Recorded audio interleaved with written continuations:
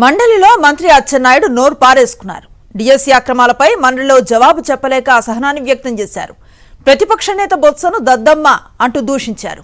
అచ్చెన్నాయుడు వ్యాఖ్యలపై ఆగ్రహాన్ని వ్యక్తం చేశారు. బొత్స మనిషి పెరిగితే సరిపోదు, భాష బాగుండాలని చురకలంటించారు.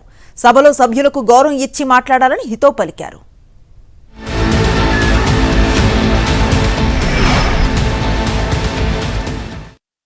మీద మాట్లాడే నైతిక హక్కు గొడ్డల పార్టీకి లేదు అధ్యక్ష.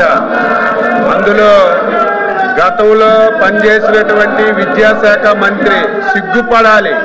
బొత్స సత్యనారాయణ గారు అధ్యక్ష విద్యాశాఖ మంత్రిగా ఉండి కనీసం వాళ్ళ గొడ్డల పార్టీ అధ్యక్షుడికి చెప్పి నోటిఫికేషన్ ఇచ్చుకోలేనటువంటి దద్దమ్మ ఈ రోజు మళ్ళీ శాసనమండలిలో మాట్లాడుతున్నారు అధ్యక్ష. అచ్చెన్నాయుడు గారు అగ్రికల్చర్ మినిస్టర్ గారు మాట్లాడారు. ఆయన మాట్లాడిన భాషను ఒకసారి చూడండి. మనిషి పెరిగితే బుద్ధి రాదు. ఎద్దులాగా వచ్చి ఎద్దులాగా తెచ్చితే మనకి వచ్చి తెలుతాడు రావు. భాష బాగోవాలి. ఎవరు తట్టమో ఎవడు అమ్మోతులు